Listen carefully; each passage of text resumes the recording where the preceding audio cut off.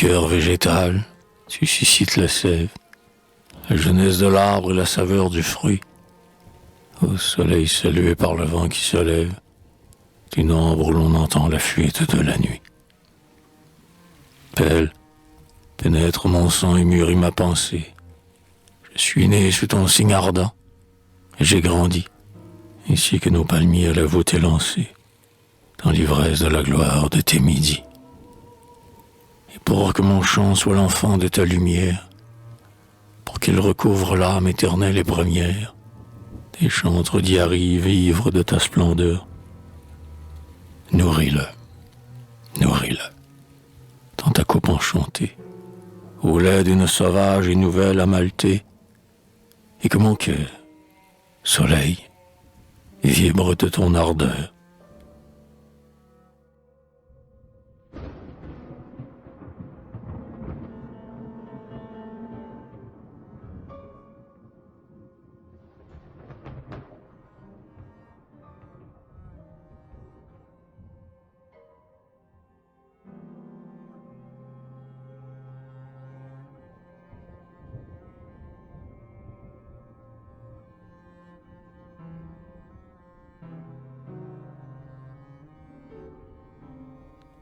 C'est depuis ce matin que je l'ai fiancé, à l'âme des monts bleus nubiles dans les palmes, à celle de l'azur le soir annoncé, se devine avec son cortège d'or calme.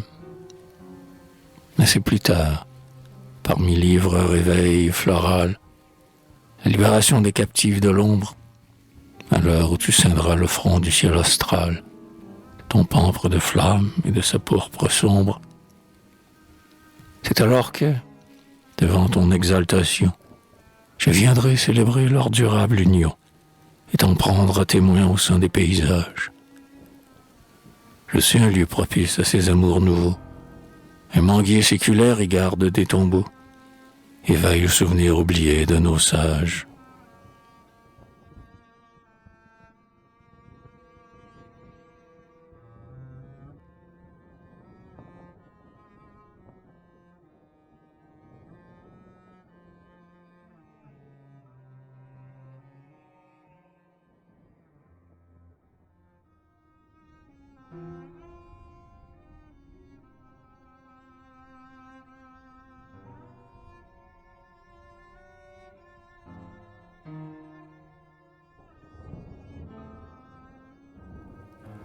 Nous arrivons devant l'enceinte désolée. Le ciel d'octobre est lourd de signes pluvieux, et de la terre chaude, emplissant les allées, s'élève quel parfum de sauge capiteux. Le flot aérien déferlera, paisible, mais la tristesse intérieure de l'azur, tu la rendras, soleil vivant, imperceptible, et la revêtira d'un enchantement pur, insensible à l'averse et tout à sa pensée, trémant du regard sa jeune fiancée, l'enfant de nos amours latentes attendra. Que d'Imanga, colline ancienne royale, vienne nous entourer l'âme immémoriale de l'orgueil de l'émir né du passé des rois.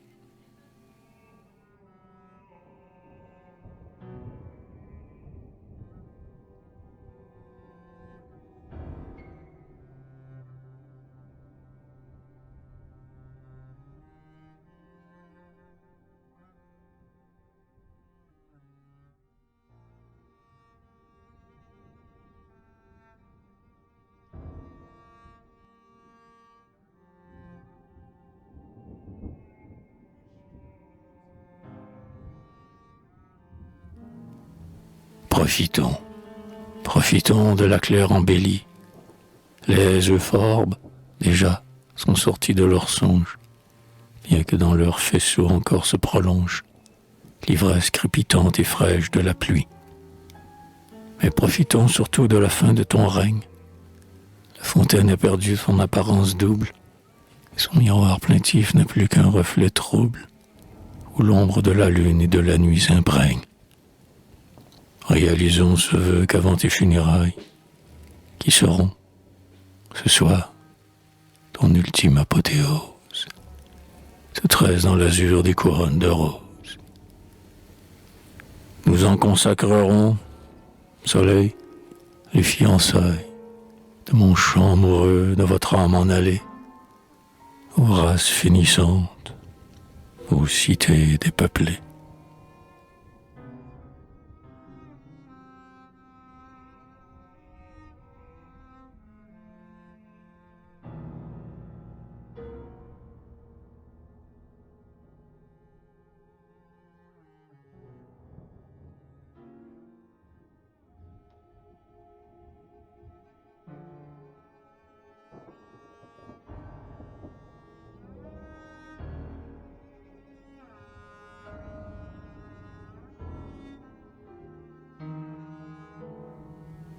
La sagesse des morts, l'esprit émérinien, source fraîche où mon cœur vient se désaltérer, disent devoir mourir l'aujourd'hui sans regret, les jours suivants pouvant nous donner d'autres biens.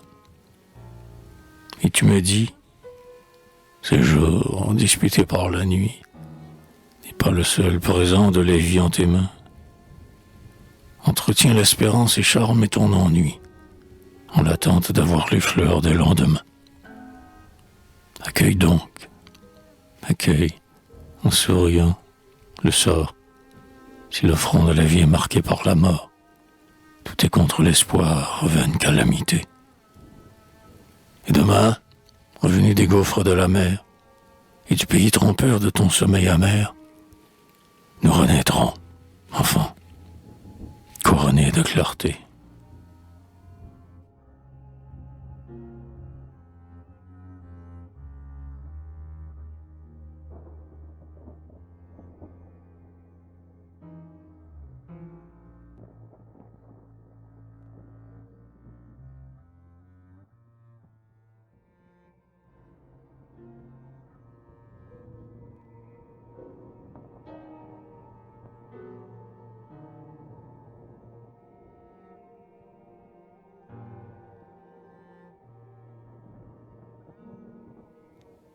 Le vent annonce, le doux vent, qui rompt notre torpeur humaine, et le sommeil si décevant, au soleil anadiomène, au pur symbole de l'espoir de cette belle matinée, tombant aux embûches du soir et de la lune déjeunée. Tu reviens des vagues marines, parmi les roses purpurines, éclos sur les monts lointains, proposant dans la neuve amphore que nous figure cette aurore, qu'elle ferme défi au destin.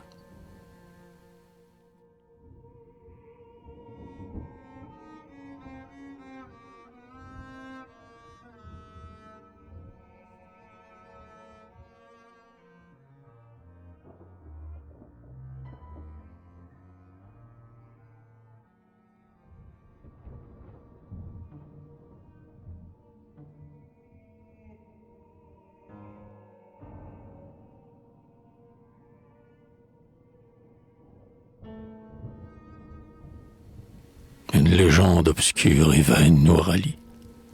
Race éteinte d'émir nos bois découronnés, à l'archipel lointain de la Polynésie, dont le passé floral n'est pas plus fortuné. Aux vagues souvenirs que tu viens de ces terres, et qu'ils t'ont vu naître en leur azur marin, je revis dans mon cœur l'exode de mes pères, parmi le glorieux triomphe du matin.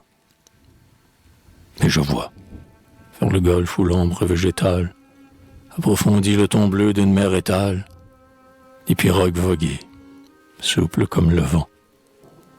Leur chargement est fait de pulpes savoureuses, mûres sous les climats des îles bienheureuses, qui s'estampent sous les brumes de l'océan.